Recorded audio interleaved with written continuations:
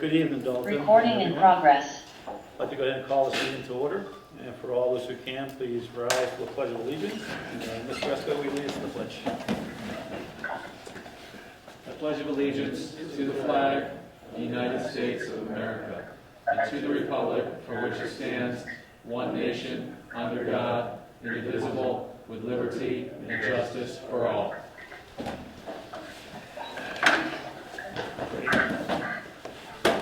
Thank you. And Brittany, roll call? Sure. Chair Diver. Here. Dan Epka. Here.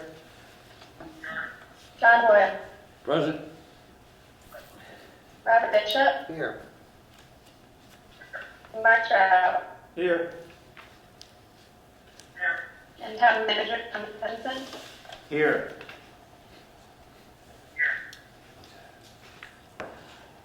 Great, thank you, Brittany. And next are the minutes for December 13th, 2021. And have a motion? I make a motion to accept the minutes for December 13th, 2021 as presented. Is there a second?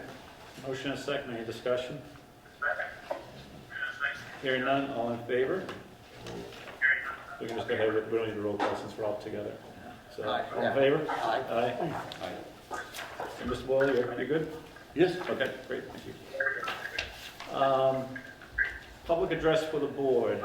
This is a time when the public may address the board on any item listed on the meeting agenda or on any issue or matter of the town. If you intend on addressing the board at this time, we ask you to do the following. Please identify yourself by name, address, or the company, institution you represent.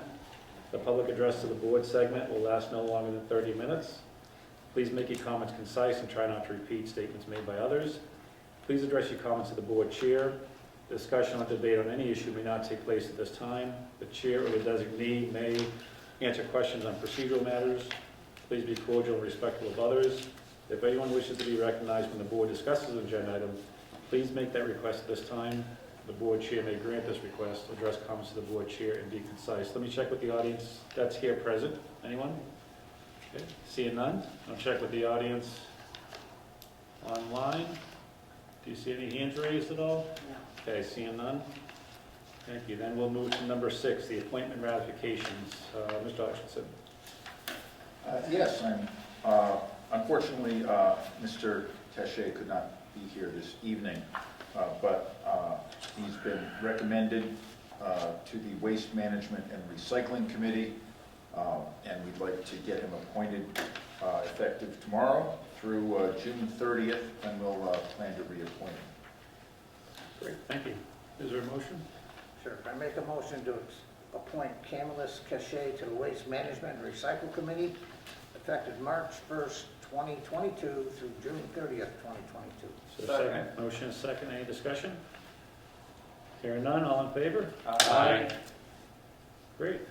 And thank you, Mr. Cachet. That's wonderful. Yes, it is. Number 7, the forest, water, and expense budget. Discussion on source of funds. Mr. Hutchinson. When the Finance Committee last met, they had a question as to, they didn't have a question as to the need for the spending, but they did have a question about funding it through the operating budget, which is what had been presented and given tentative approval by the Select Board. They thought that perhaps treating it as a capital expense, because it was a one-time expense that would buy an entire set of turnout gear for forest fires, might make more sense than putting it into the operating budget. There are arguments for keeping it in the operating budget.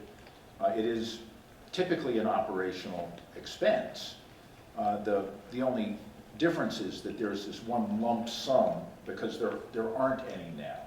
And the forest warden did say that he intended in the future to have it be a maintenance item within the operational budget. That would be the normal way of doing it. However, he's asking for both the turnout suits and some equipment upgrades, tracks on the ATVs. And together those come to about $30,000. And the Finance Committee thought, well, rather than have this big bump in the operational expense, why don't we keep the operational expense relatively level, recognizing it's going to go up a little bit, but treat this as a capital expense this time. There's also the possibility of funding it through the ARPA funds. We have already said that we were going to focus on infrastructure with those funds. So given the weight of that, I'm thinking that it might be best to fund it as a capital expense for this year, moving to operational going forward to keep the operating fund more level. And that's really, this is really just for your information, reporting on what the Finance Committee discussion was. Sure. Do you need a vote from us to change it from one to the other? I don't think so, but. Well, because you gave a tentative approval to the budget as presented, Right. Perhaps amending that to a tentative approval with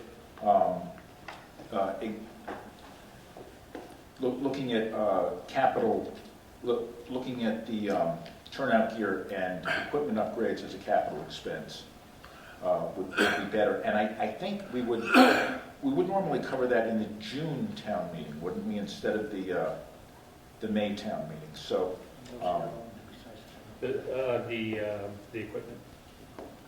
Yeah. yeah, so I'll prepare the town warrants accordingly then. Okay. The town meeting warrants.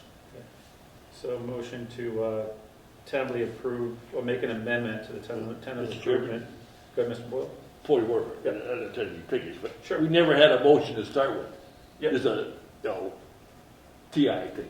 Yep. So there was a motion to start with, Oh. so it was difficult to amend the motion. I think a motion just straight out Just a new motion. supporting, yes, a new motion. Great point. Would you like to make a motion, Mr. Boyle? No, Okay. because I don't have the figures. Okay. Do it. Well, Bishop. I move that we approve the, what is it, Forest Warden Board budget? Yes. As submitted operationally, and the capital expenses be transferred to the capital expense budget, which will be submitted in late June. Is that cover it? Beautiful, thank you. Motion and a second. Any further discussion or any discussion? Hearing none, all in favor? Aye. Great, thank you. Moving on to the Board of Health update. I see, I thought I saw Agnes online. Is she still there? She was, not anymore. Okay. Come back. When she comes, we'll go back to that when she returns. So number 9, the FY23 budgets. Mr. Hutchinson. Well, we're starting off with a raft of things from our highway superintendent. Everything up to the Board of Health, which will be great because perhaps our health agent will be back with us by then. So I'd just like to turn it over to our highway superintendent, Bud Hall. So, You can grab a chair if you're more comfortable to sit and just come closer to the mic so folks at home can hear you too. Yeah, that'd be great.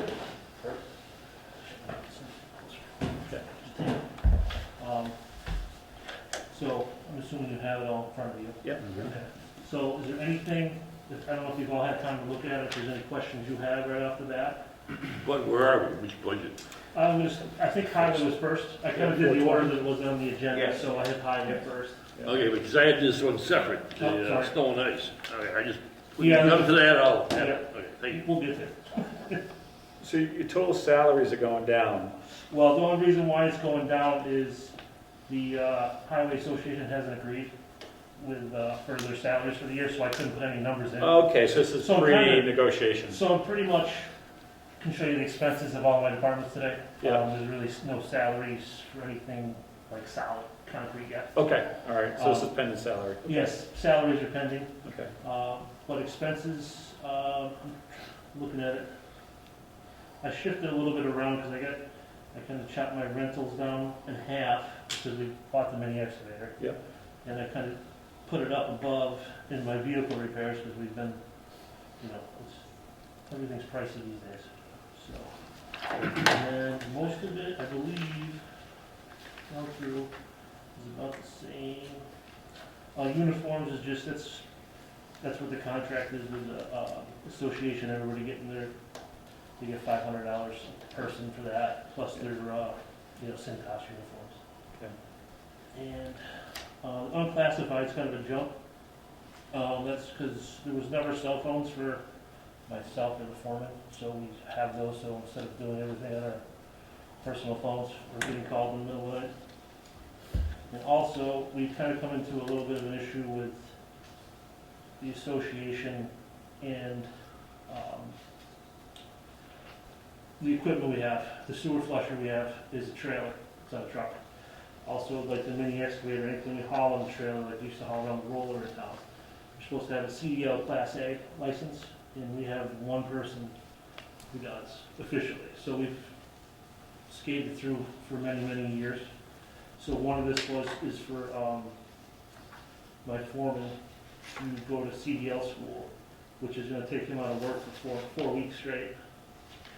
The town has in the past paid for, when actually my tenure when I was gone, one of the, it was, I can't think of her name, Emily, who worked here, for her to go to CDL school, like 2 years ago, I think. Do you know the estimate of that CBL It's school? like 6,200. 62, okay, Yeah. so that really is a big chunk It of is, that that's budget. what that is. Yeah, that's what I was kind of And- just separating that a little bit. Also, what I'd like to do too is, if it goes forth and we do it, I want to make an agreement with Brandon the foreman that if he leaves within 4 years, we'll come up with a number. If you guys come up with a Sure, number, yeah, he's got to pay it back. okay. You know what I mean, to the town. The whole thing or prorated?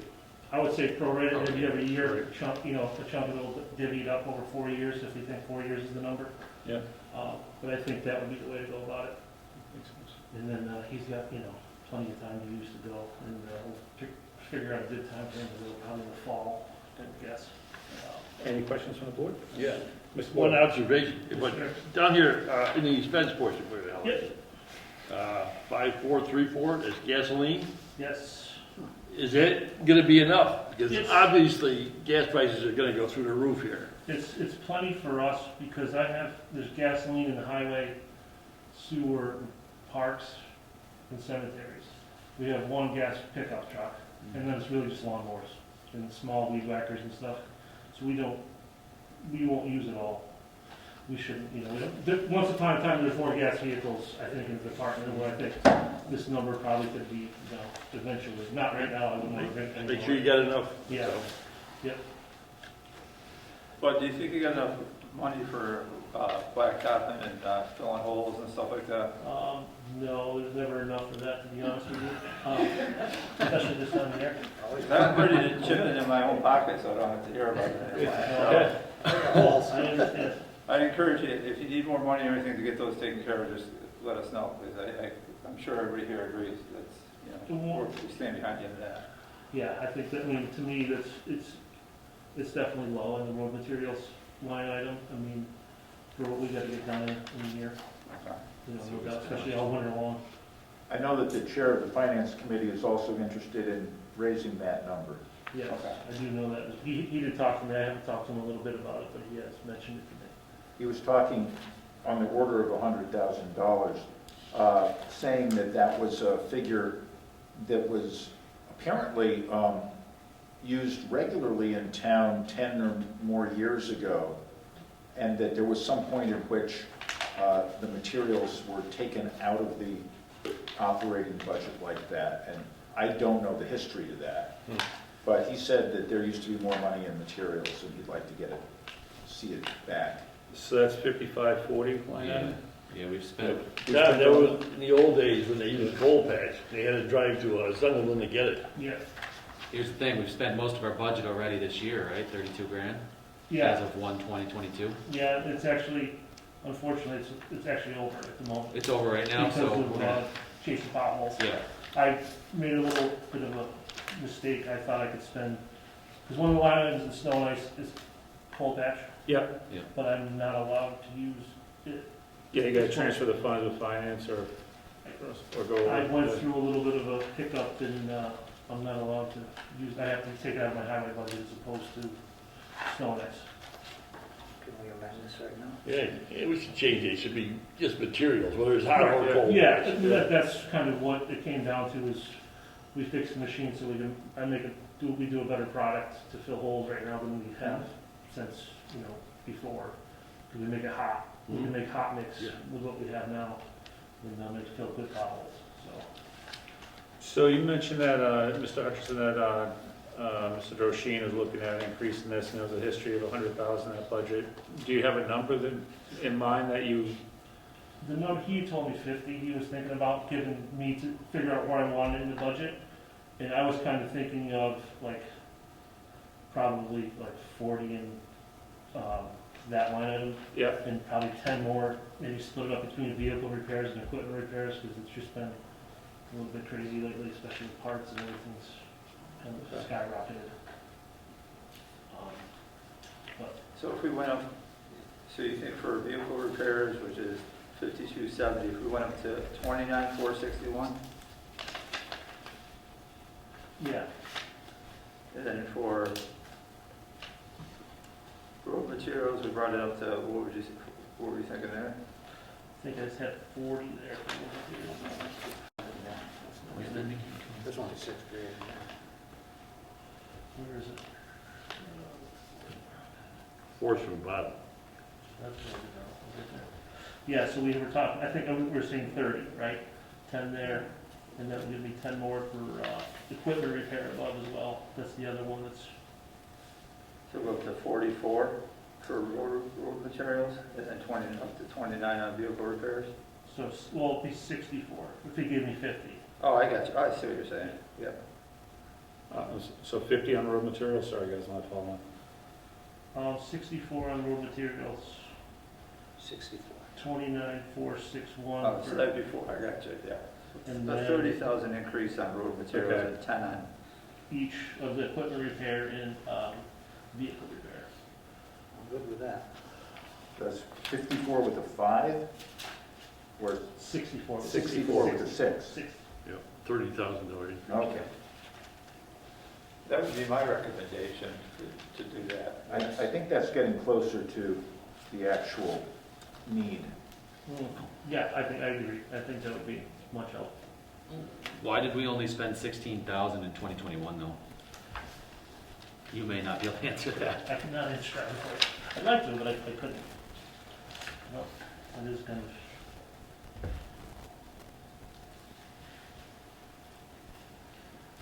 Any further? No guess, no one has.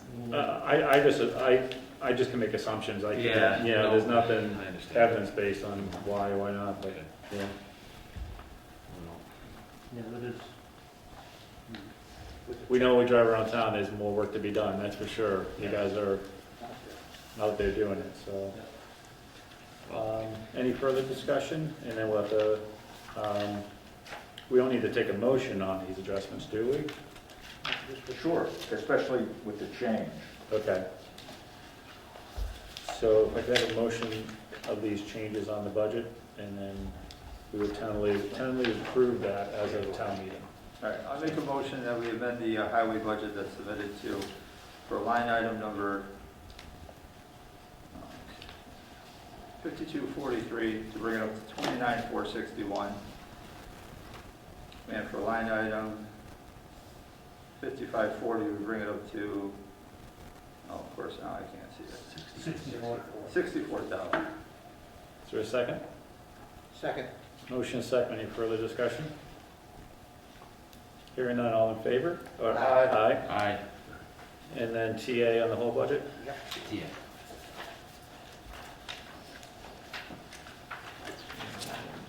Snow and ice. Snow and ice? For the tree warden. Oh, tree warden. Tree warden, Tree warden, yeah. I put tree warden. Sorry. Tree warden's pretty straightforward. I raised it up 5,000, just, it's like 2 more days of tree cutting, is what it comes down to. Because there's so much, I got so much out there. Deferred. Yeah, and it's, I'd really like to be able to get back to trimming as opposed to taking down dead trees. We've just Yeah. done that much of, it's been that much call of a lot of dead trees that we got to just plain trim. That's where that one's at. Pretty straightforward. Any discussions from the board? TA? Yeah, thank you for getting all those trees down you got down. We got a lot of good compliments about them. And just to make sure we're all looking at the right copy here for snow and ice, we have a corrected version from Melissa? Everybody have a corrected version? Corrected, yes. Okay, all right. Okay. Good, Okay, so, snow and ice budget. Let's see here. Kind of, I really left it alone. It's just kind of, it's tough to do much with it.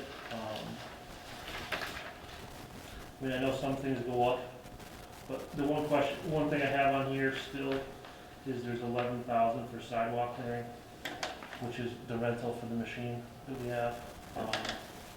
And whenever we get to capital, if that's tonight or another night, I'm put in to buy the sidewalk machine, because we rent that for 11,000 a year. We have been for we've been about 5 years. And that machine, come springtime, we'll use it until the rental's over in April. And we use it all winter long, between every department we have, cemetery, everything, we can move around with it, so it's pretty multi-purpose for us. So that is and I was hoping to, with the sidewalks, is to kind of extend the route we do and make it down South Street, is my plan. And someday down the vision, we'll be able to keep on cruising right on down. Let's just have our own machine to be able to do that. Make it a lot better. Any questions? CA? Yeah. Next one is sewer maintenance.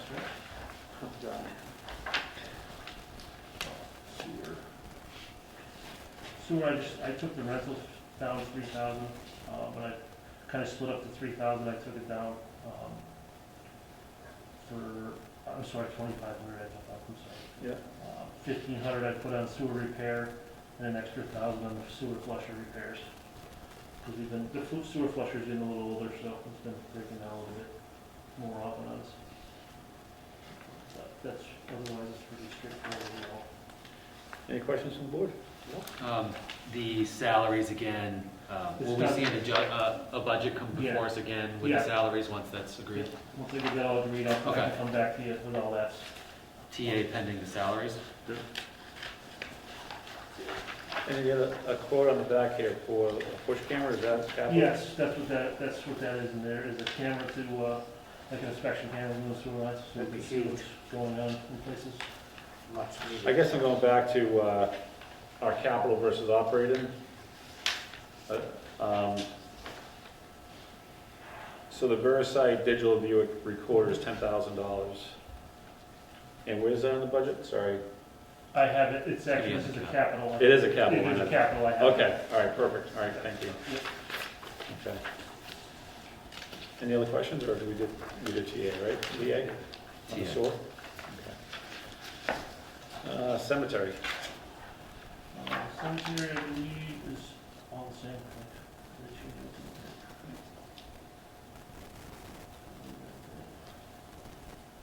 Oh, just same thing. I actually put 2 more days in the cemetery for tree work, because there is one line of trees on Main Street Cemetery where they're all have a disease, and they've told me 3 to 5 years most of them will be down. So, and it takes a while because of all the stones to get there, so, Okay. that was the one thing that I did in the cemetery. Okay. Any questions? TA. TA? TA? Gentlemen? Landfill closure and monitoring. I don't do that. 433. I actually prepared this one. Yeah, Sandy gave this one to me. It's pretty much the same as last year. The salaries increased by 3.75%. Yeah. Just one thing, the landfill monitoring contract, we're waiting on the final amount, but we kept it at the 8,400 for the year, so. Okay. TA? TA. And park, 650. Of course. I think everything's here is the same. Yeah, there's no change on the total expense line, and then you just wait for the salary. Salary, this is one of the, I put a capital expense into this too, is the basketball court at Nine Groves. I did get a quote on that, so Yeah. more than I'd like it to be. Yeah.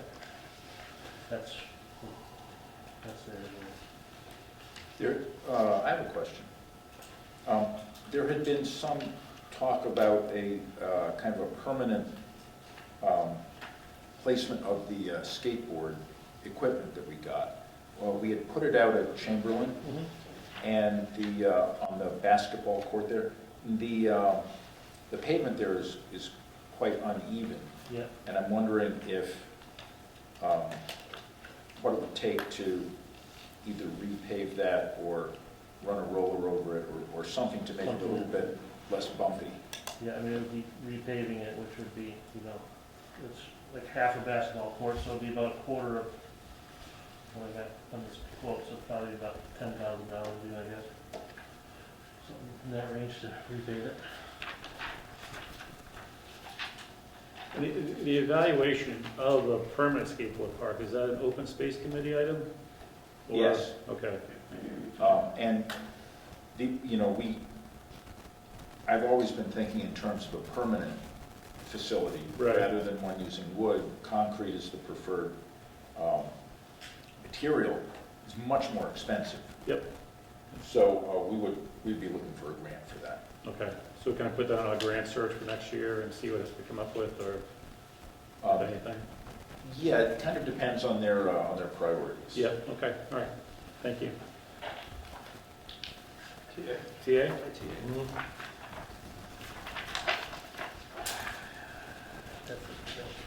Bud, thank you. That's your first budget presentation to this board, right? I survived so far. You survived it, yeah, exactly. You survived finance, you survived us, and you got some more money in the budget. Not a bad start, but thank you for all that you're doing, and thank you for all that the team's doing. We see them out there doing their thing, and everybody's doing a great job, and they seem happy. So, yeah, Good, thank you. so great. Thank All you. right, thanks. Thanks, Bud. Any other comments from the board? Are we all set? Oh, thank you. Okay.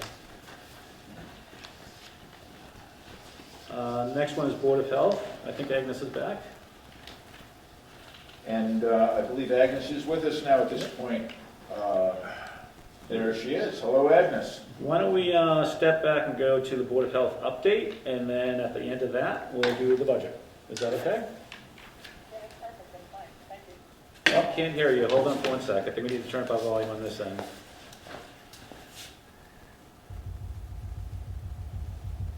Okay, try again, Agnes. Okay, can you hear me now? Yep. Can everybody hear? Okay. Hey. Alicia, are you going to be able to share my screen? Yes. Okay, thank you. Do you want me to put up that PowerPoint? Yes, Okay. please.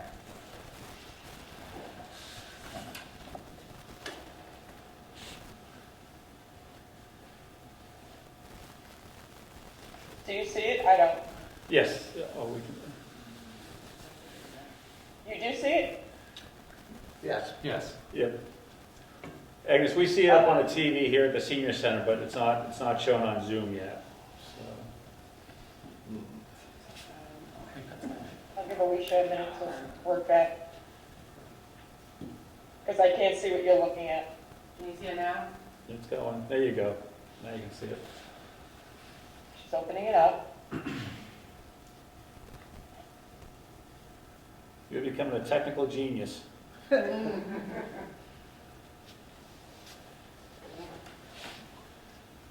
think it looks okay if you just want to. Yeah, I think it's good. Yeah. Yep. All right, Agnes, for all yours, go right ahead. Okay, great. So the question is I was asked about town hall opening and what we used to come up with those, what figures we had, what happened.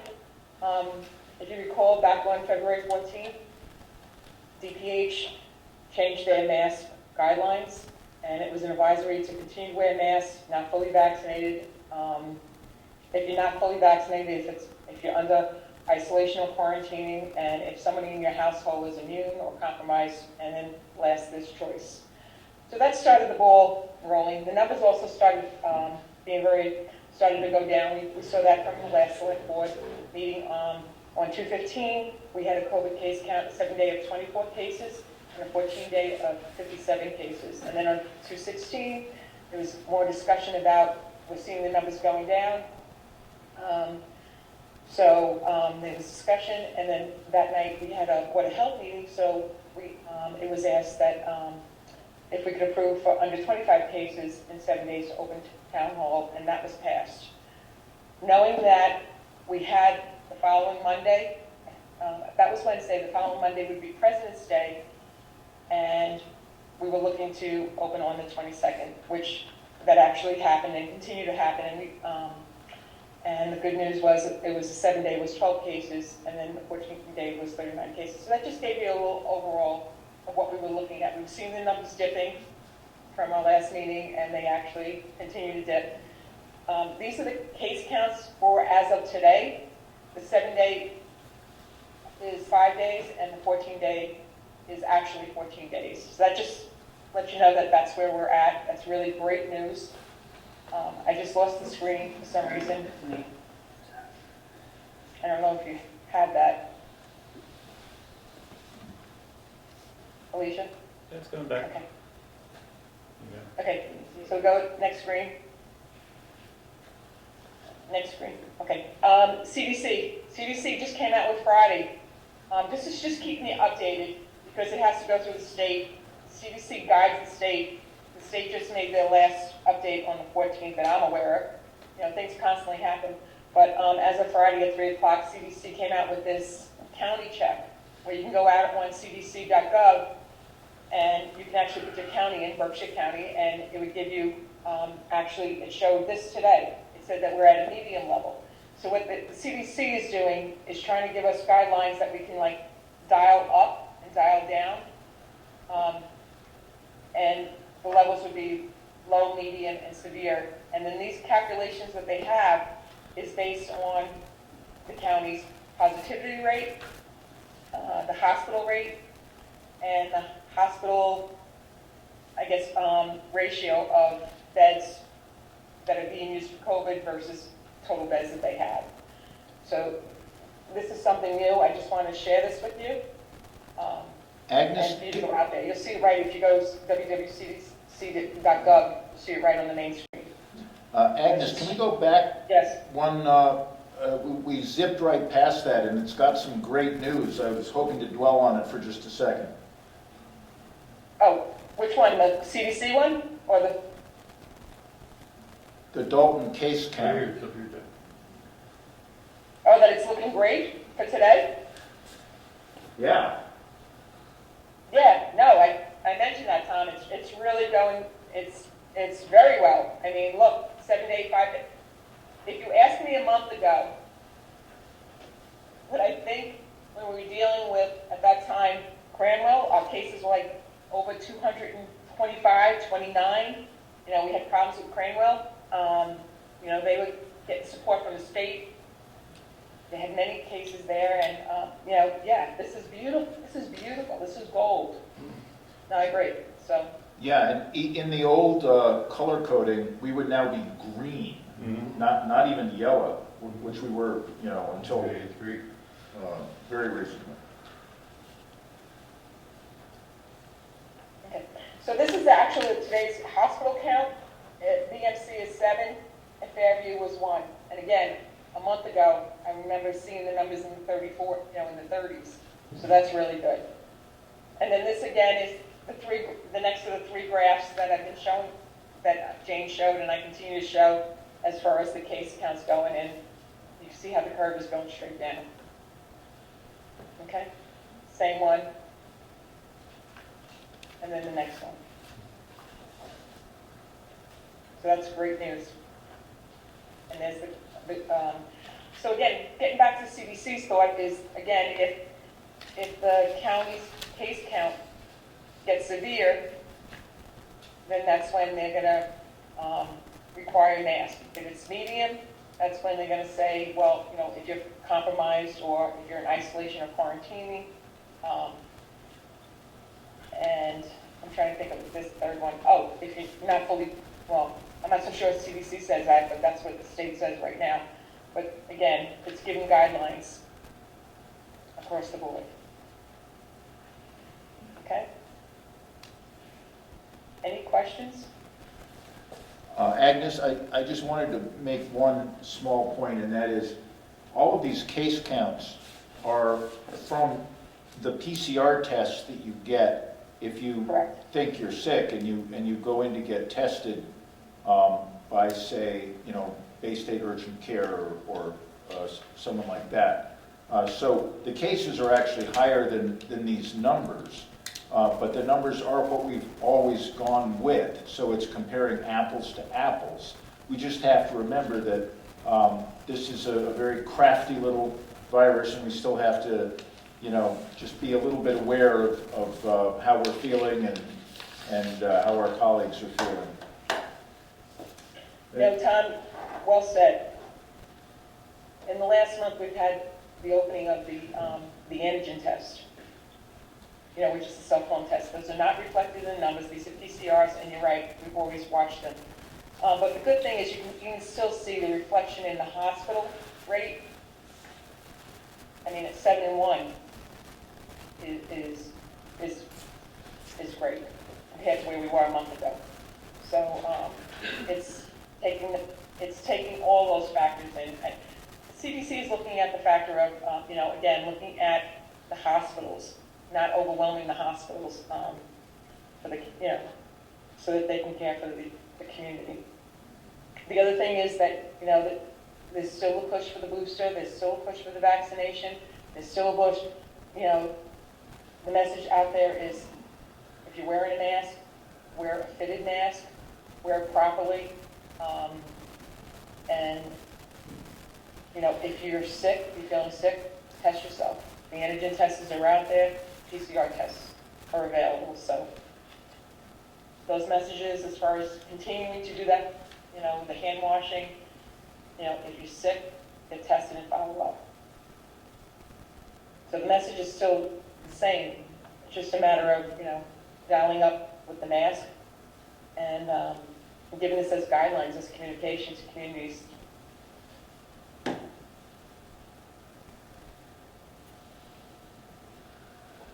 Any questions? Any comments? Good job. Good news. Yes, it's really good Thank you. news, and, we're looking forward to the next step, but at the same time, appreciate those residents and visitors who still need to care for themselves and decide to wear a mask, and absolutely, I think there's a lot of choice to do what's right for yourself at the end of the day, but yet follow the guidance of Board of Health and our local experts at the end of the day, too, so. Right. But The other thing is too is that, we don't know what tomorrow brings. that's right. The next virus that comes along, we don't know. Yeah. We learned a lot from the Omicron, and it's contagiousness and, reducing risk. We're not out of the woods yet. We're seeing some light, but you never know. But yeah. Well, that was a great presentation. Yeah, very good presentation. I just thank you. If there's no other questions for the board, we can move to Board of Health budget. All set. Okay. All right. I guess we can move to the budget now. Okay, thank you. Yeah. Alicia, do you want to share that?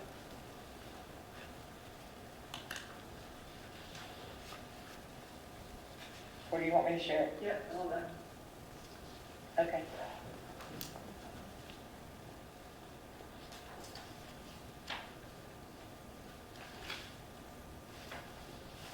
Can you see it?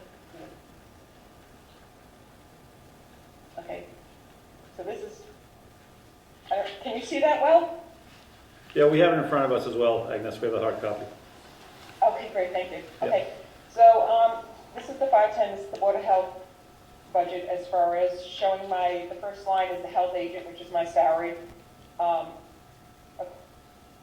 The hourly rate, the weekly rate. It's a grade 8 with a step 18. So we're going from a 24 to a 36-hour week. Everybody see that highlight? Mm-hmm. And I think that's justified based upon all the other stuff that they had to address and have to address moving forward. But any discussions on that bump? Didn't we approve that change in a previous I believe request? so. I believe you're correct. Former Board of Health agent? Yeah. Just going to 36 hours a week, eliminate this 4 hours of contingency. So it is Now, prior. what's happening on the next line, that's the health inspector recycling coordinator, and that actually went to the transfer station budget. I believe that was Mary, Stucker. yes, is it Stuckerman? Stuckman. Stuckland, right. So that's why it's not showing on that for next year. Go ahead. No, go ahead, I see. Okay? But Can I continue? the 4 hours contingency Yeah, and in you're, your salary, No. is that No, was eliminated? something separate. No, that's, We just want to know if it's being eliminated. because she's been elevated to 36 hours. Is the 4 hours No. contingency eliminated? yes. Yes, okay, thank you. Thank you. I believe that 4 hours is now going to be going into the transfer station budget, because it's not Yeah. going to be, That's a different one, Agnes. They're talking about the contingency hours that Jane had above her 24, so that she Oh, could okay. work 28. But now you're working 36, we no longer have those contingency hours in your budget. understood. Okay, thank you. So I'm now going to go on to the account 510-5301, which is professional and technical training. As you can see, there's it goes from 500 to 2,500. This is 1,500 of that alone is going to be for, me to be getting for the septic systems and the soil evaluator. Also, I'm going to look to get my T5 inspection, and there's going to be housing training that I'm going to need as well. Can I go on to the next slide? And Ms. Hutchins, I take you're in support of that training certifications and everything? I'm sorry? You're in support of that as well? Oh, The absolutely. training, okay. Yeah, and I'll note that it takes not only the training, but some experience to Sure. be able to do these things efficiently, which is why we end up with the contracted services on the next line for this coming year, which we, which will go away as Agnes gets more experience, but I'll let her Yeah. tell you about Can that. I, can I just chime in here? Like we did with the CDL for the highway department, is there any way we could look to do something like that for reimbursement? Is it, Well, the actual training here is just going up $2,000. So it's oh, much. I got you, okay, so Yeah. the contracted services, that's just a cover for she's, Yeah, that's So to she's get trained. experienced Right. professionals in Gotcha. to cover while she's getting Okay. trained. Okay. That's the 5307, which covers food inspection, housing, pool inspection, camps, and septic should be in there as well. So this will be so this will be eliminated next year? I'm sure. Maybe I'm sure. reduce. Reduced or eliminated? We expect it to Or it go, may be reduced, depending on, Yeah. it's going to be much, much less than this. I can't say it's going to be eliminated. I don't know what next year brings, but I'm going to think that this is going to be much reduced. yeah, it's good to leave something in there in case she's away and we need something done, or the work piles up and there are deadlines. This that have line to be item met. should drop significantly next year. Yeah, but back Thank you. to, Yes. back to where it was last year, probably. I would think so. 5380, you see it goes from 275 to 3,000. I'm looking to purchase a software system for the permitting. Right now, we have several spreadsheets, access PowerPoint. My goal is to get that all combined into one system and have a one secure system. So that's where that $3,000 is. That's software?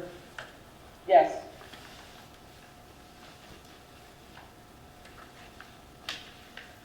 Um, 5581, pretty much, that's going to be transferred to the transfer station. It had to do with the employees. The And then, Enforcement and Education Coordinator. EEC, yes.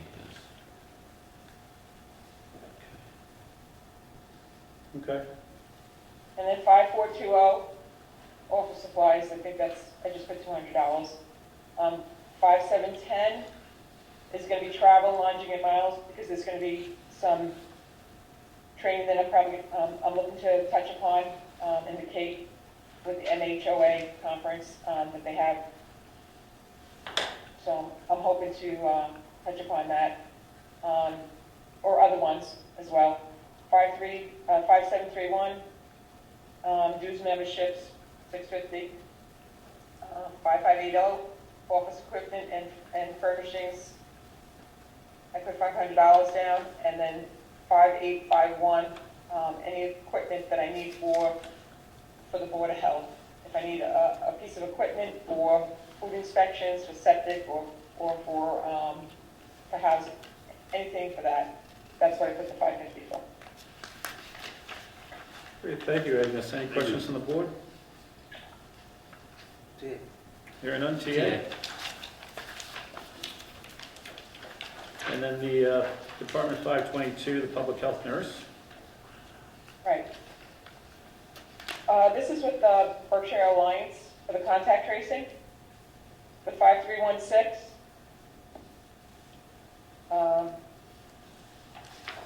Is that up, I believe, 2%, and then other supplies if needed.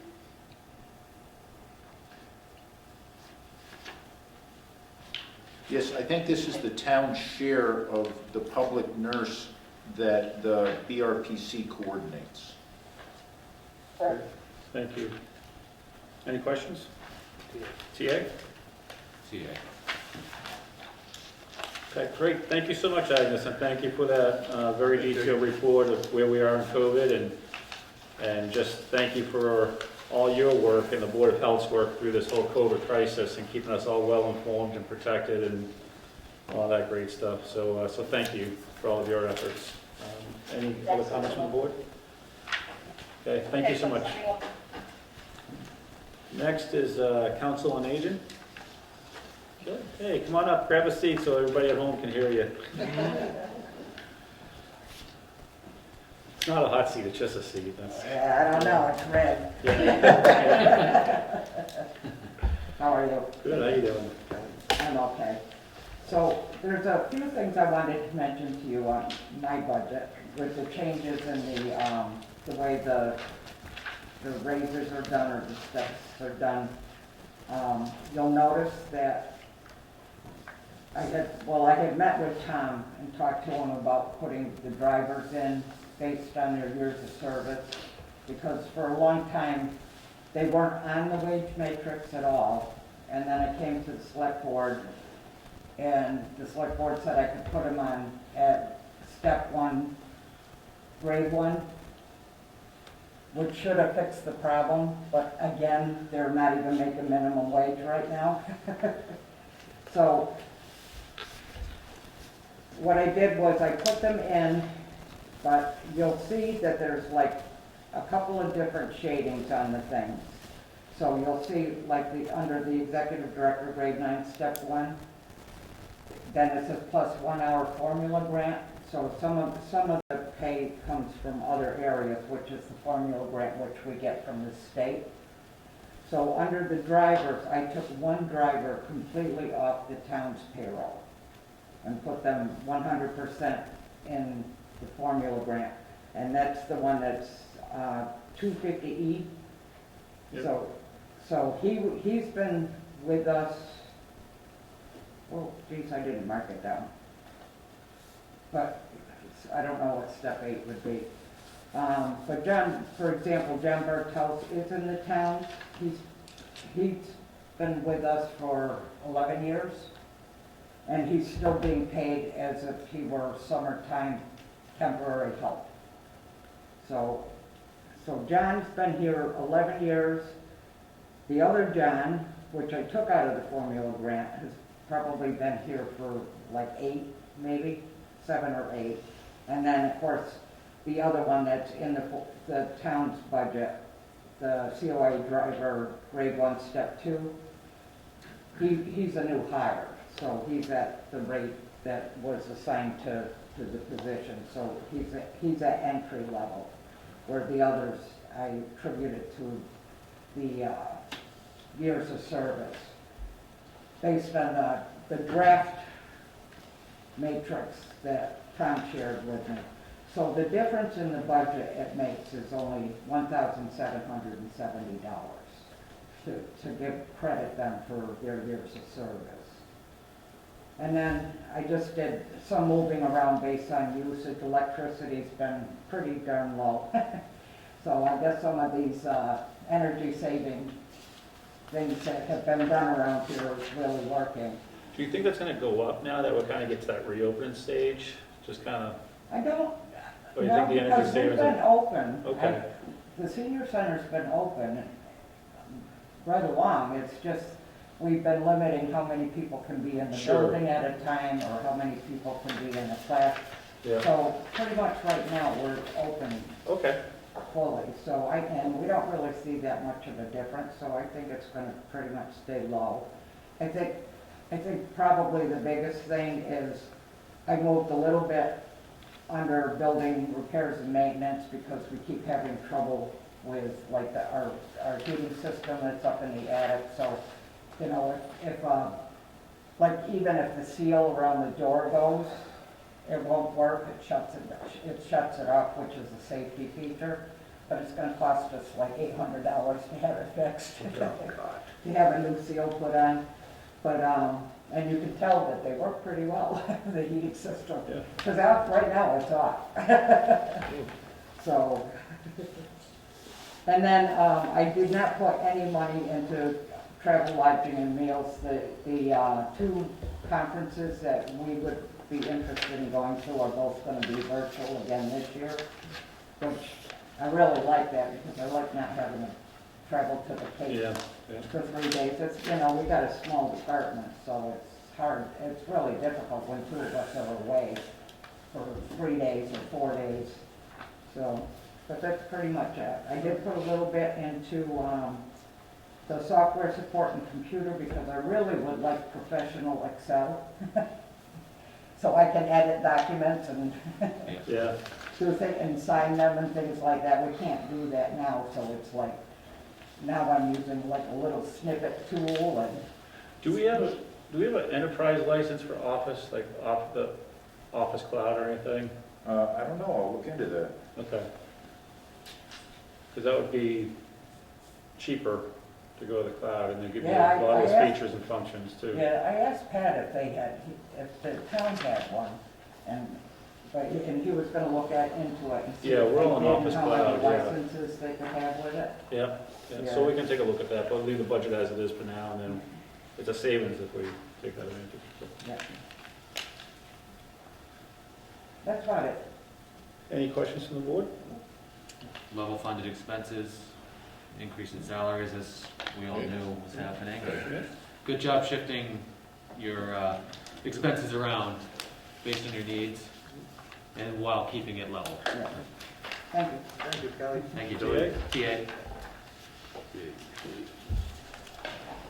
TA. And Kelly, I've been thanking everybody for what they've been doing, and thank you for what you provide to our senior community and all the programs that you and your team provide. So it's a great asset to Well, the we're community. just so happy that we're able to do it more in person now. Yeah, exactly. Let But the that fun was begin. tough. That was tough on staff too. Yeah. Like, it was really hard to come here during the day and not have anybody coming in. It was difficult. Yeah, yeah. But thank you for all that you and your team did. Yeah. Really appreciate it. Thank Thank you. you. Library. So, ours is pretty straightforward from last year to from this year to next year. Other than the salary increase, the only change we have is eliminating the funding of the alarm budget. It was a pretty outdated system. We'd get a lot of false alarms. If the wind blew a little hard and rattled the window, it would go off. But with the security upgrades at Town Hall on the whole, we just decided to eliminate that. I just moved that money to our print and AV budget. The cost of print materials has gone up for the first time in about 10 years this past year, about 5%. Yeah. So we're able to sustain that without really increasing the budget by using state aid money to defer that cost increase. And we should be able to do that for a few years before we really need to consider increasing that budget. Otherwise, we're in good shape with the budget as it is. Awesome. Any questions from the board? Oh, excellent. TA, Just one question. Not really related to the figures, but have you had any experience locally with any of these extremists that want to ban books in libraries? We haven't. We've been really, we have a good community for that. It seems like Massachusetts in general Right. is great with that. We have a display of the books right now that Texas is trying to ban, and that has been really well received actually. And it's, you know, Outstanding, thank you. yeah, Yeah. Yeah. Challenging times, you know. yeah. Yeah. But again, thank you for all that you do for our town through the library services, and certainly during this COVID crisis, having a drop off and pick up, or, you know, Yeah, and it's just, we've been open for about 20 months now to the public, and the staff's been great. We've had knock wood, we've had no COVID cases on the staff. Everyone's been really good about precautions, and that's yeah. awesome. Yeah. Thank you so much. Appreciate it. Yeah, thank you. And thanks for hanging in there while we're going Yeah. through this whole thing. Rob. Thanks. Thanks. Thanks, Rob. Thanks, Rob. Parks and Recreation. Hey. Hi. How you doing, Allison? Good, See ya. how are you? Good. hello. I think everybody knows me, right? Everyone else? Allison Peters, I'm the director of the CRA. Yeah. So, first, I just want to start off by saying thank you so much for your support of the CRA and our sports programs and the parks programs, and how important that's been for our community, especially over the last couple of years. Going back to 2019, we have about 1,350 students, kids playing sports in our programs, and then took a pretty deep dive in 2020. And then this past year, we were back up to 1,100. It was a 40% increase from 2020. So the numbers are really coming back. I think parents are much more comfortable now with their children being able to play sports, even indoors. And so we're keeping our fingers crossed that we just kind of keep going in this direction, but everything looks promising. So, That's great. yeah. That's great. I have to say, it's just been so important for our kids to be able to have a little bit of normalcy and to be able to go play sports, and we've worked really hard to make it possible. So as far as the budget goes, it's level funded from last year and the last several years. I just had to tweak some numbers a little, by line item. I just had to tweak a couple numbers. We're dealing with pay increases, salary increases as well, so I just had to tweak a few line numbers in there, but bottom line is just staying the same as last year, so $60,125. Bargain. Anybody have Yeah. any questions? No. Not at all. Thank you for all your great leadership and the work of the team and having those programs up for the kids. It's just great seeing them out there. It's just such a nice thing to see. We're almost, at the end here. I know there's a lot of coordination effort between a lot of people to make that happen, so, well, thank you. Yeah, you're welcome. We're happy to do it. Awesome. Thank you so much. Thank you. Thank you. Next is the CBRSD.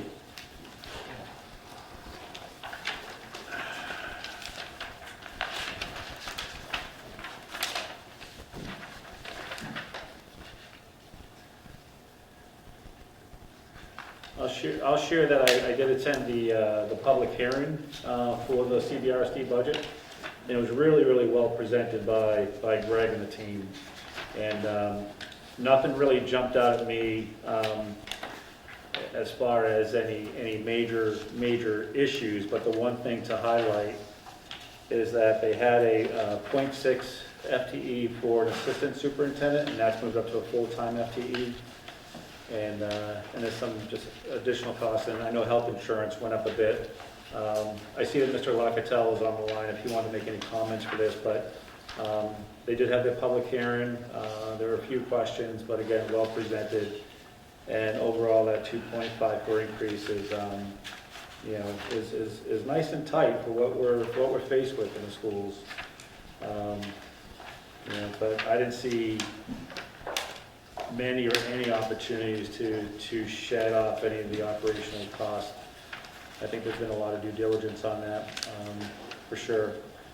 And there's discussions that are ongoing with the CBRSD regional agreement, but that's probably going to take us through the rest of the fiscal year anyways to finalize and to present back to DESI and come back for town meetings next year. So, and that contains items such as how do we appropriate operational expense and capital expense and things of that nature. Well, I guess first I'll turn to the board if there's any questions, if you had a chance to review it, or if Mr. Locatell would like to make any comments, for sure. Just a quick observation, Joe, that on the front page, the 2.4 increase overall in the operating budget, right? Mm-hmm. That's the overall operating budget. But the assessment portion of Dalton is actually, or how was it, 3.50. Yep. And that is, I don't know what that translates into dollars, but I'm sure it's going to have an impact on the tax rate.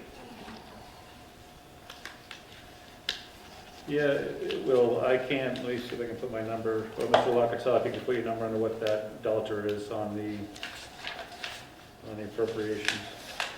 It's on page 16 Yeah. of the handout. You know, there's numbers up there. Yeah. Turn it upside down, you'll see the assessment of Dalton. And if I'm not mistaken, the change in the previous year, it seemed as though the school was level funded. And I'm not sure, I can't say, I don't think that figure is here in this presentation, but it seemed to me that last year there was an extremely small rise, not quite level funded, but an extremely small rise. And so we can look at this in some senses as a two-year rise. Joe, is Mr. Locatell on? Yes. Online? Yeah. Maybe you could ask him how much a 3.5 increase in Dalton represents in dollars. Yep. Mr. You have page Locatell? 16 up Yeah. there. Yeah, I have a chart in front of me, which is probably the same one that you have in front of you. And Dalton's assessment is up 3.5%. And that amounts to $300,885. I think that should be the same number that you have in front of you. It is, yeah. And as far as what happened the previous year, I don't have those numbers in front of me. But remember, we're talking about Dalton, one of the 7 towns, and that can be all over the place because of the net minimum contribution and so forth that we have no control over. It's calculated by the state, and also the foundation enrollments are a major factor in that. So that the consistent thing that we do have control over is the 2.54 on the gross number. And I think that's, my recollection is correct. I think that's about the same number that we had last year. Yeah, I'm looking at the FY22 assessments. For FY21, FY22, and the variance was for Dalton $4,000, so it was 0.05 actually a point start. And so the required local contribution at that point was, our local contribution for this year went up roughly 40,000, so 5.25 to 5.29 million.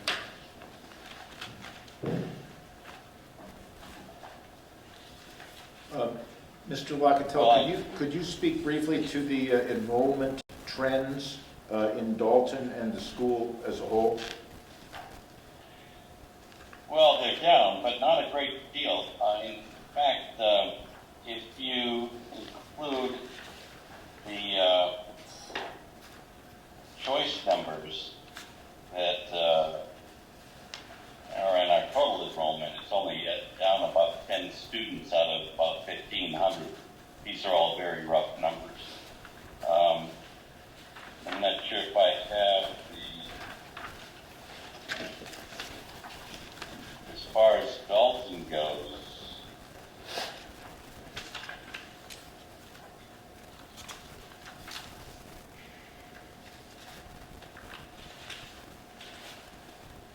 Well, Dalton went from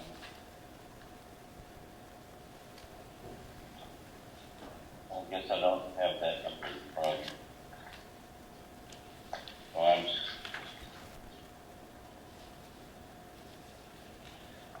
So with Dalton's enrollment went down by 19 out of 800 students. So that's probably in a par. And the total enrollment for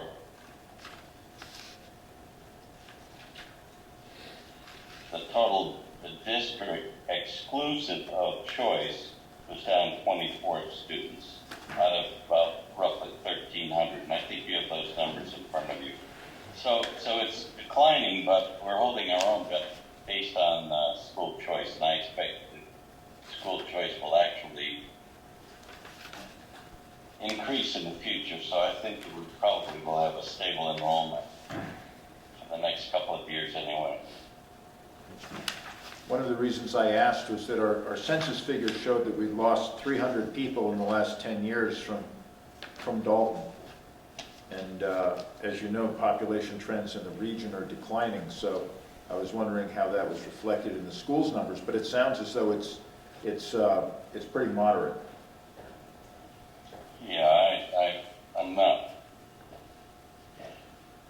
It's made up by choice, and I think that's going to be a big issue going forward. I think we're going to hold our own because of choice. That's great news. Do you attribute that to the new school? Yeah, that's one of the major factors going forward. In fact, we had to turn some down because the old school or the new school was at its maximum. But I think the lower grades will fill in going forward.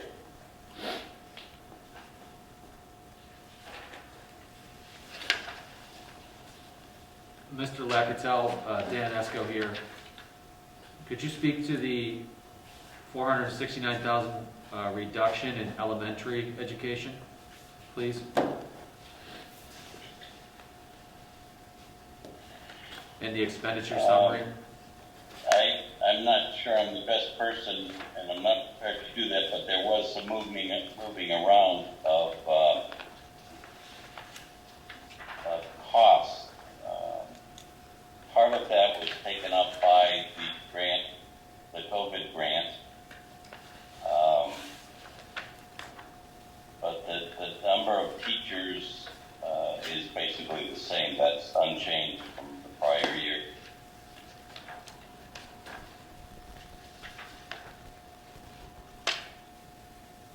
And can anyone speak to the $560,000 increase in benefits? Yeah, it's health insurance. They went up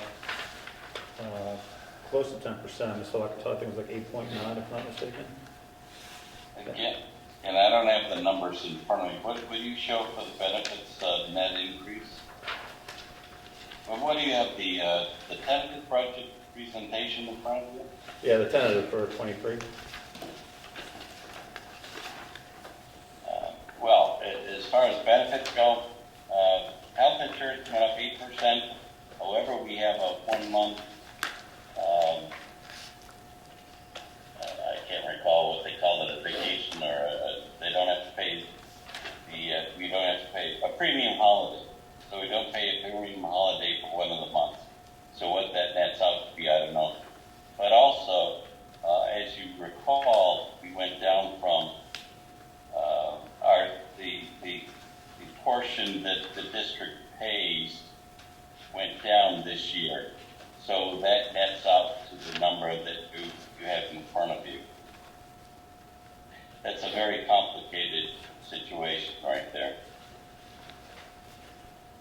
Thank you, appreciate that.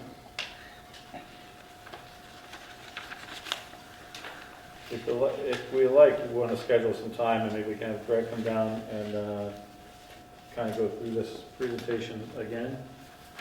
We're listening into more details, everybody can have time to digest it, and because it's a pretty significant portion of our annual budget for sure. That may be a good idea.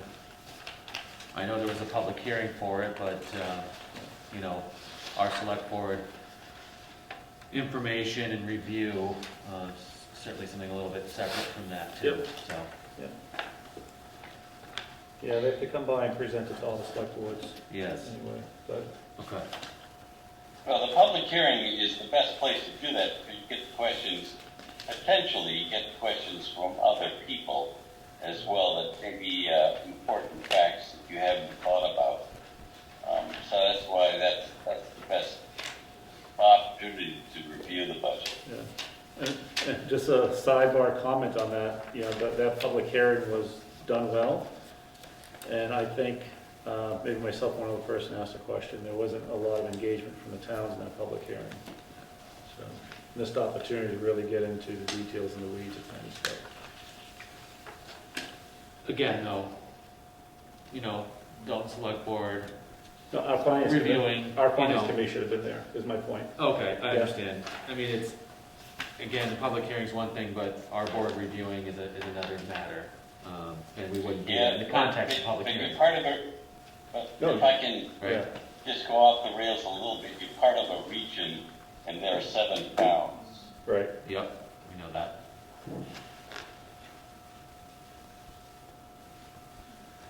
Okay. All right, thank you, Mr. Lechfeld. Thank you.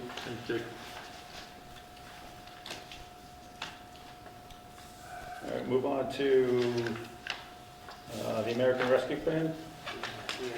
Oh, TA, the school budget.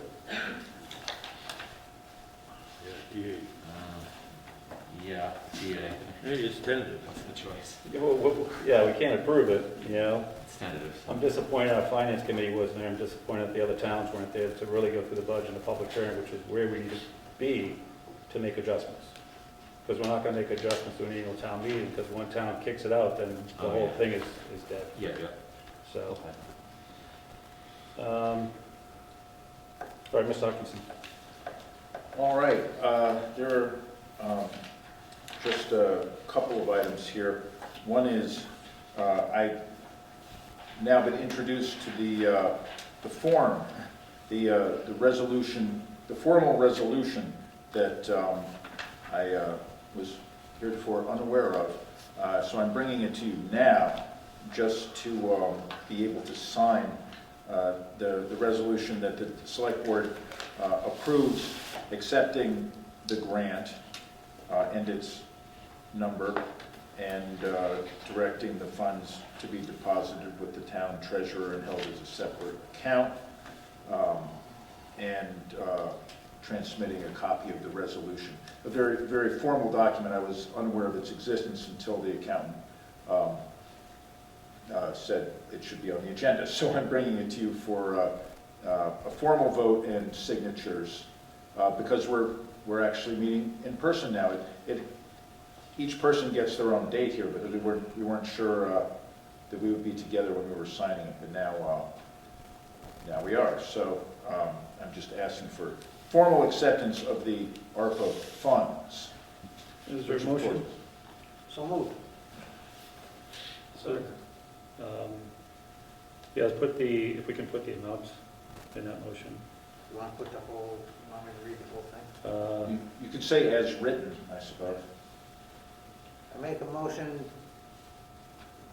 to accept the federal grant, the ARPA grant, as presented to the board. Is there a second? All in favor? Aye. Aye. Thank you very much. So, And yes, thank you for circulating that. And the second item is the COVID tests we got. there was a run on them as we ordered them, and the price to our supplier went up after we'd ordered it, and they did give us a phone call. But the original number that I had brought to you was $2,880, which was the original invoice. The actual invoice was $3,600. It is a state contract. Everybody was paying that price. This is an example of, I think, some people making some money due to scarcity of goods, which is kind of unfortunate. But the price went up, and we were going to pay it. So I'm just bringing you a corrected number. If you could approve the corrected number, I'd appreciate that. Well, may I ask why we paid more if we had a PO for a certain amount and we had a contracted price? Why would we adjust if we had a contracted price, even if the price went up? The contract, I believe the contract was simply with the supplier, not for a specific price. The state contracts, Okay, yeah, okay, and it went up for everyone. Okay. It wasn't just us. okay, so it's not like we had a... And it wasn't just the supplier either. Yeah, okay, Yeah, the price, you know, we could have stopped the delivery. okay, We did have that choice. okay, all right. Which we didn't want to do anyways, yeah. And Okay. I thought it was worth Thank you. the extra funds. Is there a motion? I make a motion, we approve the ARPA expense for COVID test kits for $3,600. Second. Motion is second, any discussion? Hearing none, all in favor? Aye. Thank you. Number 11, the acceptance of the fourth quarter franchise fee for Dalton Community Cable. Fairly pro forma, you should have the paperwork in front of you. It's the usual quarterly fee from Charter Communication to the town, just transferring that to the Dalton Community Cable Association. Is there a motion? I make a motion to transfer the franchise fee of $30,731.48 received from Charter Communication to the Dalton Community Cable Association. It is our understanding that this is the fourth quarter fee for October, November, and December 2021. Great. Second. Motion is second, any discussion? Hearing none, all in favor? Aye. Alyssa, there was a sticky here, sign here. Do I need to sign something? I don't know if it fell off of the other Oh, thing. not much fell off. Okay. Great. Next is the educational session prior to town meeting for residents. This is an item I asked for on a future agenda for discussion to talk about having a, basically what it says, an educational session with the community, whether it be at Nescus or whether it be at the high school or other location be determined, with the purposes of to have kind of mini presentations of our annual town meeting warrant, especially when we're having pretty significant bylaws proposed. And I think it's also a good forum for the chief to talk about changes in the police reform and how that impacts not only budget, but our hiring practices. Maybe even Bud to talk about the highway capital, but come up with an agenda and a process so that residents understand the warrant articles before they come to the annual town meeting. And we started a couple of years ago by putting like an explanation sheet out. But just a handful of residents have asked about this, and I thought, hey, it's a good idea. It's the right time to have a conversation, and it might be, very valuable to get more engagement in our annual town meeting as well, with these particular interesting and highly valuable topics that are coming to the ATM. So, Mr. Hutchinson. Yes, I think it's a great idea. I'd love to be part of that. I would just note that the prior Monday is a select board meeting, and the Monday before that is Patriots' Day. So it might end up being on a different day than Monday. I think that would be fine. To your point, maybe we, do it on a Saturday. Do it on a weekend day and kind of have a little snack and breakfast thing when people come in. I don't know. So just thinking outside the box to inform people. So. I think it's a great idea. Tom, is it accurate that Patriots Day is going to be 1 week prior to the annual town meeting? Two. Two. The one before is a select board meeting, and the Monday before that is Patriots Day. I got it. And I would actually probably suggest having it on a weeknight, just because people, when they get to the weekend, are usually not thinking of formalities and business. If you feed them, they will come. Yeah. Well, there's that. A weeknight's fine. Could we do it in conjunction with that last selectmen's meeting scheduled before the town meeting? I think that'd be an opportune time. If we could keep the agenda light. We could. I mean, the work basically is done for the town meeting, whatever other issues we have. I It think can't take more than half if you start out a half hour earlier or something. Yes, I would suggest starting at 6:30 or even 6 for the select board meeting, followed at maybe 7:30 by an open session for the public. Okay. Now, what day would that be, John? That would be the last Monday in April, 18 plus 7, 25th, April 25th. I'm gonna plan. You guys agree? Any thoughts? No, I think it's a great opportunity. I think it's good. Okay, all right, great, thank you for the support on that. Do we need a motion or just kind of plan it out and then? I'll come up with We got plenty of time. something for you, and yeah. Okay. No, that's. And obviously, you would put this on the website and everything else. Oh, yeah. Yep. Put out a press release. Yeah. You good? Yeah, better, yeah. Number 13, discussion for continuing Zoom option with in-person meetings. I think this is working out fine. I really do. Hey, if we survive this one, we should Doing keep it both up. is great. Yeah. More access.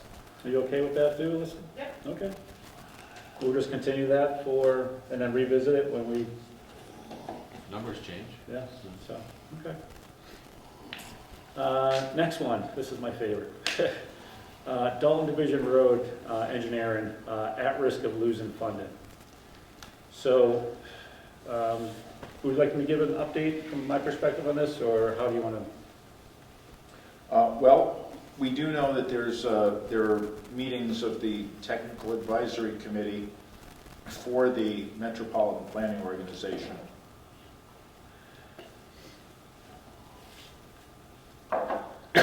Excuse me, coming up, at which this will be discussed, and at which we will be present to advocate for the project. Excuse me. I'll note there's also a BRPC Executive Committee meeting on Thursday, at which the MPO progress is going to be discussed, and I was planning to attend that meeting just to advocate if the situation arose. I did write DOT and let them know what the situation was, and that we are very much still interested in it, and we plan to. We had submitted with the TAC report a projected timeline of a May RFP, which is after the town meeting work has been done, so I'll be free to focus on the technical details of that. And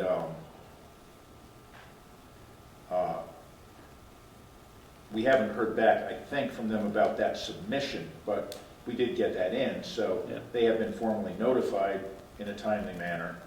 So now we just have to continue showing up and making sure they understand. We actually do intend to do it. There were some staff hiccups. There were some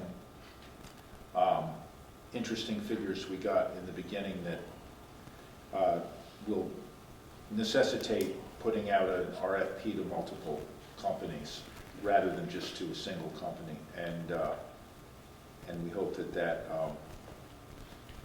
shows sufficient interest to let them keep it at least through May, and then when we get that out, we'll be rolling. I also reached out to the Pittsfield City Council to ask for a letter of support for the project. Oh, yes. because it serves their residents as well as ours as repairing that road. Haven't heard back yet. I assume I'll hear this week when they get back to school vacations, wherever they were, or if they shut down for a while. And then if we get that letter of support, share that with the RPC folks as well, and go from there. And there was a meeting on February 15th. Unfortunately, our email server blocked that message from getting to us, and so I had no idea there was a meeting on the 15th, so hopefully they didn't take any major decisions then. But the next meeting is March 15th, and I'll also be on at the RPC exec call Thursday too, so. And I did request our IT provider to whitelist all BerkshirePlanning.org emails for anyone in the organization. Anyone with a Dalton-mass.gov email address. So more to come. Yeah. And John's gonna block and tackle at the NPO, right, John? A lot of it, yeah. You gotta remember, they're extraordinarily upset down there at the MPO. I don't know about these other things Tom is talking about, but I do know where projects are funded and authorized, and it's at the MPO, to which I am elected representative. Even to my surprise, this project was funded and authorized in 2016, 6 years ago. And the way they view it, in 6 years, Dalton has not made a move to submit an engineering plan. Kind of embarrassing, actually, especially when the money was appropriated, $800,000 of it, in 2018. And that's all they want. They want an engineering plan that says we're at this stage of the process, and for an engineering firm to interface with the MPO, because we're all amateurs and we don't know the lingo or have the connections. And that's the way it is. Tom, I'm not really familiar with what you're talking about, technical support or that, but that's what's got to happen. For a fact, I can tell you, somebody doesn't engage an engineering company and get a design in progress, they're going into, and you've already heard the words mentioned down there, find an alternate source for those funds. So. Yes, when I arrived, I was trying to sort through an awful lot of documents, and I did go through some of the Division Road documents and found that we had two different estimates for doing the engineering. One was the $800,000 that was used to submit the project to DOT, and another one was $1.2 million. And I thought that the differences between those figures were so substantial that I should actually try to figure out how that happened and put out an RFP that was first, it was designed to get us the better figure. Well, so. A rule of thumb down there on a road engineering project is 10%. If the project's programmed for $12 million, then you can bet on the engineering being $1.2 million, and that's what it is now. Back 6 years ago, it was programmed at much less. It was at $8 million, but inflation has driven the cost up to $12 million. So, as by extension, the engineering right today, not even in a year from now, will be 1.2 million. And I understand that's a rule of thumb. Yep. I also know that a competitive bid process will likely bring in the best figures for the town, whatever. But not the best company necessarily. Donald's got burnt before by picking the wrong company. They picked us low bidder one time from Syracuse, New York, or something like that. It turned out to be a disaster. So you have to be cautious about getting a quality company. That's why I need time to focus on it and put out a request for proposals rather than an invitation for bids. Right, I agree with you completely. That's the way you should handle it. And there are companies, in fact, they contacted me because I'm the only person they know that did the East Housatonic Street engineering, and they're very interested. That's GPI. And I'm certain that they would submit a proposal. But there are other good companies out there too. But we really need to get that out there. I wouldn't even be waiting around a couple of months. I'd do it almost immediately to get a proposal out there. If I had the time, I would have done it by now. I have a quick question. Did they give us any kind of warning down there? Did they let you know that we're in jeopardy of losing Sure. this? Sure, absolutely. And I'm not even gonna say this. We don't want to dwell on the past here. Let's be forward and try to move forward on this project. Yes, but Mark, there has been warnings and letters and so forth. Joe, I'd like to bring up one other thing. That you mentioned Pittsfield. Half of this project is in Pittsfield. The utilities, underground and above, are all intertwined. Sewer, water, cable TV, et cetera, and there's going to be a sidewalk, that's one of the proposals, but it can always be cut out, on the Pittsfield side, which is the west side of the street. Now, I brought this up before to Ken Walton 4 or 5 years ago. I said we should ask Pittsfield to share in the engineering costs. That'd be a reasonable request. Yeah, I mean, particularly if the city council is supportive of this plan, then good. We could follow up with, hey, maybe you guys could pay half of this. I don't think we'll have time to make that happen before our timeline runs out. I think you hit the nail on the head, Mr. Bull, that this was approved in 2016 and the town took no action. Yep. So now, the way that we found out that it's at risk is that we were first notified that it moved from tip, whatever the years were, 16 to 22, and then it moved from 23 to 27. Yep. And that was in the Berkshire Eagle back in August. Yep. And we were under the understanding it moved, it was one of the top 4 in that project list. He brought to my attention that it was at risk. I reached out to Mr. Cuss. He agreed it was at risk. And we're competing against other projects that are on the tip. Right. So now, from a score perspective, it's still number 4. But if you read the latest article about Mountain Washington Road, there's a big push for that, which I think is number 10. Yeah, you're right, Joe. So there's a lot of competing for dollars here. And it's like a mea culpa from Dalton to say our prior administration leadership did not take appropriate action in 2016 to 22. We made this transition into new leadership, both in highway and town manager, and now we're basically competing for dollars again. So from a public hearing perspective, I'm going to be making a public request to the town residents who live on that road, engage in this process, and make a rather good push for the value of that road. I don't know what the numbers of cars or those stats we need to get them, but that's where we are. And the residents of the road certainly support that, on both sides. Yeah.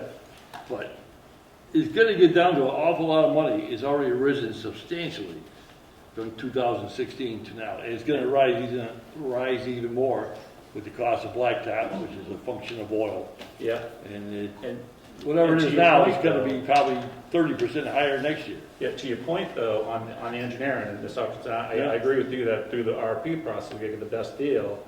But we do know from the annual town meeting, we're only budgeted $800,000. So if we go by Mr. Boyle's go ahead. assessment of 1.2, we need to back that by another 400. Well, you wouldn't, I think that was meant as a starter figure, a starter down payment on the services. Certainly you wouldn't pay it the whole amount up front. This is going to take multiple years. No, just the engineering. Yeah, the engineering is going to take multiple years. Right. Yeah, it's very complex. Right. Well, you explained to me. So, yeah, we're probably going to have to go back and ask for more money at some point in time. Yep. So we may want to reserve some money or pencil it in. Right. But I really think we should follow up on asking the city of Pittsfield if they would contribute to this.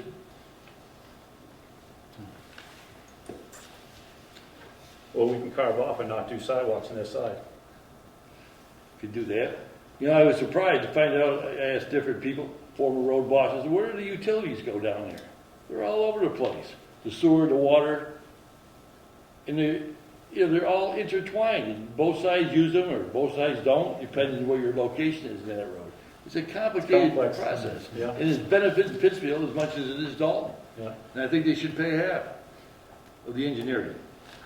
They're going to get a $12 million job, or maybe probably $15 million in 5 years. Ms. Hutchinson, just for our conversation, and I understand that you have a lot going on, and I appreciate that. Is there an opportunity to have a consultant to do the RFP on your behalf and just maybe get that out a month or two sooner? Just to help you from I always look at time, scope, and resources. You don't have the time. We know what the scope is. We just need resources. Yeah, the difficulty with that is that anyone who does that is then not able to bid on the project. But could there be somebody at the BRPC, one of them other divisions? You know, we gotta- The BRPC was not willing to do that for us. Great. And that's a I problem. did ask. That's a problem, because that's a service they should provide to the town.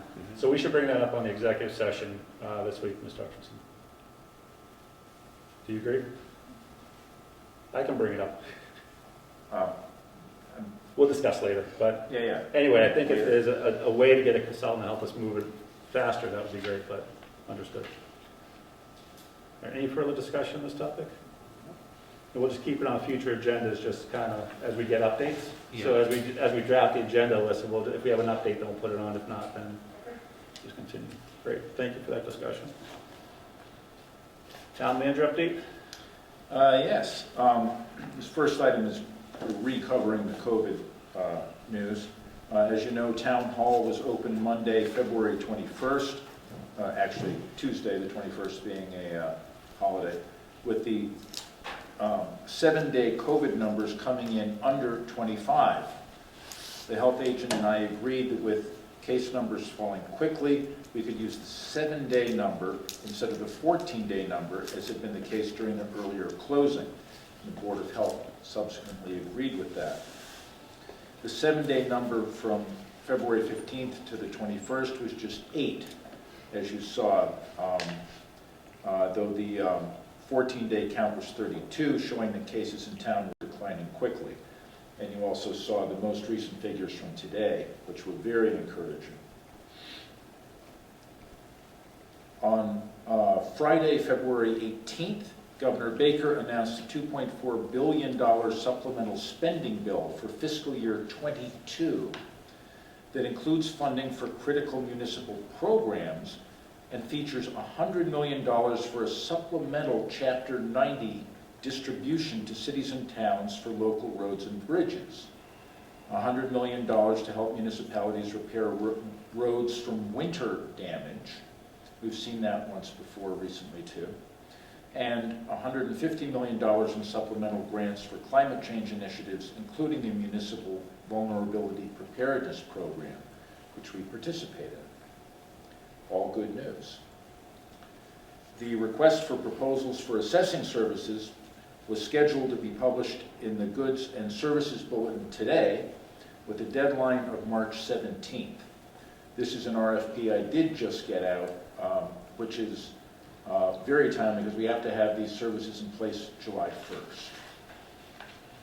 I also sent the RFP to 3 firms that provide such services and got an inquiry from one through our publication of the notice.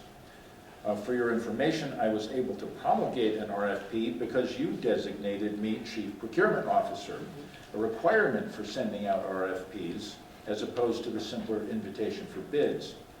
I can also report that I successfully completed the redesignation process for being a Massachusetts Certified Public Procurement Official, or MCPPO, and I strongly encourage the board to require that training for anyone it designates as Chief Procurement Officer. I have also put out a request for quotes for a surveyor to delineate the boundaries of the portion of the Barden parcel we can lease for farmland. Then we can proceed with an RFP. That would be being paid out of the engineering budget. I'm currently negotiating a lease for 2 rooms suitable for 3 office spaces with the landlord of the Kittredge House, which the CRA also leases. It's about $750 a month for 3 extra office spaces. I've closed out the pay and classification study grant. I haven't. I was going to do that today, and I can't do it until we send in until I sign the invoice for it. I'll get a copy of the check, proof of payment, and I'll be able to do that. So I still haven't closed out the paying classification grant. These things drag on for a long time. After hearing, oh yes, and we already covered the Division Road item. The Massachusetts Film Office maintains records of possible film locations. Residents may submit photos of interior or exterior locations at mafilm.org. The town may do so as well, including exterior scenes. And I would welcome suggestions for inclusion. Send them our little Dalton video that was created. Yeah, that'd be good. They want stills, Yeah. unfortunately. It's actually kind of technically, they're very specific as to what they want. We'll just take pictures of Bob's house. Sure. Yeah. Go for it. Well, Wacona Falls. That's right. I'm reviewing our cyber liability application with Renata Solutions and working towards a March 25th deadline I believe we'll easily meet. We're planning to start moving offices to the former bank the second week of March and have added some additional work on asbestos-containing plaster in the offices of the third floor, where we've offices and ceilings of the third floor, where we found asbestos-containing plaster on the inner office walls and ceilings, which is cracking. So, a little more work than we had thought right away, but so not just in the attic portion, but in the actual inner walls of the offices that people are working in now, some of which had just been taped over or had cardboard put up and taped over that. So, good that we're going to be getting that extra work done, but a little bit more than we expected. Tom, do we have any kind of a ballpark figure or how much this total remediation, both bats and asbestos, is going to cost us? Yes, the bats are going to cost us about $30,000, and the asbestos was going to cost us about $20,000, and will probably now be more in the realm of $25,000 now that we've added this other section of work to it. How many bats do they estimate are up there? Fewer than 10, which is excellent, because if it were more than 10, we'd have to bring in massed wildlife. We gotta spend $30,000 for 10 bats? And sealing all of the places where they can get in, which over time will be worth it because then they can't get in again, and they do have some toxicity issues with their waste. To cover my tailpipe up. Yeah, and they are Take care of it. endangered and all of that. Yeah. So, Oh my God. Yeah, expensive. Is that all? that's Is that all? more. Answer the question. Yeah, no. If you want more, I can keep going. No. Go right, yeah. Great update, Mr. Hutchinson, but I'm sorry, I don't mean to cut you off there, but is there? No, that's it. Okay. All right, any questions for our town manager? Okay. Hearing none. Then we'll go to future agenda items. Anyone? Hearing none? Okay. Items not anticipated 48 hours before the meeting. None from me. None? None? Remarks of the select board. One. Go ahead, Mr. I'd like to congratulate the Wacona girls basketball team for their Western Mass Championship. Well-deserved. They had the parade through the town last night. And hopefully they'll keep moving on. Yeah, go blue, go blue. And the cheerleaders won their competition this weekend as well. I think it's called Game Day. They have these competitions and they won first place this past weekend. So, Excellent. yeah. And there's a big event coming up, just so everybody knows, at the high school for the kids. Their homecoming is next Saturday, and it's actually going to be on Main Street, right in the school. So Yep. great use of that space, and I hope the kids have fun.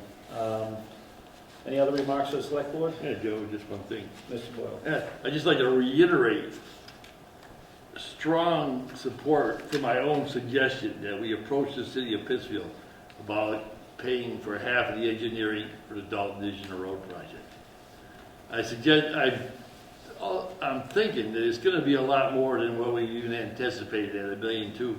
When you take into consideration there will probably have to be a major engineering change in the William Street Dalton Division Road, Washington Mountain Road intersection there. And I think if we don't follow through with at least a letter asking to appear before the city council or a subcommittee or wherever they want us to, we're doing a major disservice to the taxpayers in Dalton, asking them to fund the whole brunt of this.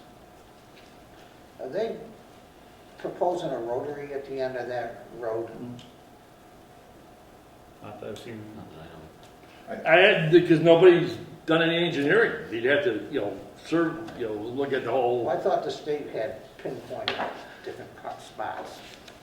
I I think both ends of Dalton Division Road, they were looking to put them in.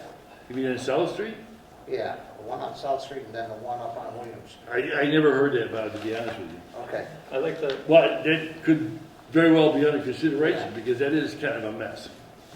I like to make just a suggestion, because I think, Mr. Bull, your suggestion, if we go back up to our discussion about Dalton Division and make a motion for the board to support that, we could go back to that section if there's no objections and make a motion, because I think just a suggestion doesn't necessarily make a motion for support to give direction to our highway or to our town manager. If we want to go back, there's no objections, I have no problem doing it, so.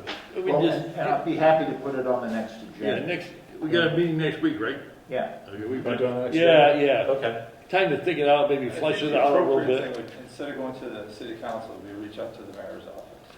That's what I- Either or, that's what I was thinking. City Council, what's the guy's name? Ricardo, well, he's not a finance guy, he's the director of the highway. Highway. Yeah, Ricardo Morales, Public Works. yeah, Public Works. No, yeah, possibly the mayor, and ask for her suggestions and how we would pursue this. Yeah, I agree with that. All right, so let's put on the next agenda, and then if we could, Tom, I don't know if we need Bud Hall here for that discussion or not, or anything else there, so I'll leave that to you. Okay, great, thank you. Moving to announcements, Dalton Police Department is reminding the citizens of Dalton of the winter parking ban, which is in effect from November 15, 2021 through April 15, 2022. There's no parking on streets between 1 a.m. to 6 a.m. Following committees have vacancies and are looking for volunteers: ADA Committee, Beautification Committee, Cultural Council, Dalton Cable Advisory Committee, Dalton Development Industrial Commission, Dalton Green Committee, Finance Committee, Stormwater Management Commission, and the Waste Management and Recycle Committee. If interested, please reach out to Alyssa Machino at the Town Manager's Office by calling 684-6111, extension 202, or emailing amachino@dalton-ma.gov. More information can also be found on the town website, dalton-ma.gov. Next meeting is scheduled to take place on Monday, March 7th, 2022 at 7 p.m. And we're going to have an executive session not to return to open session. If I could have a motion. So moved. For a second? Second. And the reason for this executive session, just for the record? Okay, to conduct strategy sessions in preparation for negotiations with non-union personnel, or to conduct collective bargaining sessions or contract negotiations with non-union personnel, police contract negotiations, dispatcher negotiations, highway negotiations, sergeant negotiations, individual contracting authorities, town manager, police chief, highway superintendent, highway foreman. Thank you. And motion to adjourn the open session. So moved. For a second? Second. All in favor? Aye. Aye. Okay, great. Thank you, and good night, Dalton. Appreciate it.